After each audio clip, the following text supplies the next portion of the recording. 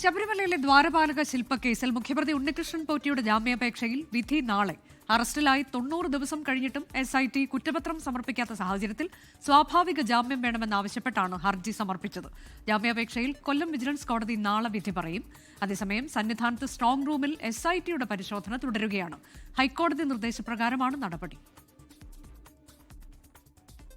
ശബരിമല സ്വർണ്ണക്കൊള്ളക്കേസിൽ മുഖ്യ സൂത്രധാരനെന്ന് SIT വിലയിരുത്തുന്ന ഉണ്ണികൃഷ്ണൻ പൊറ്റിയുടെ ജാമ്യാപേക്ഷയിലാണ് കൊല്ലം vigilance കോടതി നാളെ വിധി പറയുക. ദ്വാരകപാല കേസിൽ അറസ്റ്റിലായി 90 ദിവസം കഴിഞ്ഞിട്ടും SIT കുറ്റപത്രം സമർപ്പിക്കാത്ത സാഹചര്യത്തിൽ സ്വാഭാവിക ജാമ്യം വേണമെന്നാവശ്യപ്പെട്ടാണ് ഉണ്ണികൃഷ്ണൻ പൊറ്റി ഹർജി സമർപ്പിച്ചത്. ഹർജിയെ പ്രോസിക്യൂഷൻ എതിർത്തില്ല. പക്ഷേ ശക്തമായ ജാമ്യവ്യവസ്ഥകൾ പ്രതിക്കുമേൽ ചുമത്തണമെന്ന് പ്രോസിക്യൂഷൻ ആവശ്യപ്പെട്ടു. കട്ടളപ്പാളി കേസിൽ റിമാൻഡിൽ തുടരുന്നതിനാൽ ദ്വാരപാല കേസിൽ ജാമ്യം ലഭിച്ചാലും ഉണ്ണികൃഷ്ണൻ പൊറ്റിക്ക് ജയിലിന് പുറത്തിറങ്ങാൻ കഴിയില്ല.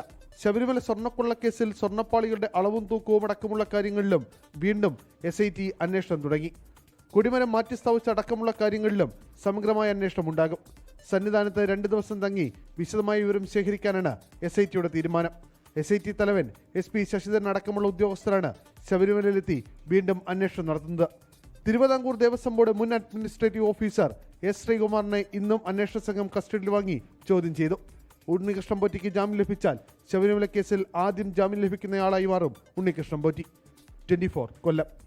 ലോകത്തെവിടെയായാലും ഏത് സമയത്തും 24 വാർത്തകളും ഓഗ്മെന്റഡ് റിയാലിറ്റി പാക്കേജുകളും എക്സ്പ്ലെയിനറുകളും വിശദമായി കാണാൻ ഞങ്ങളുടെ YouTube ചാനൽ നിങ്ങൾക്ക് സബ്സ്ക്രൈബ് ചെയ്യാം.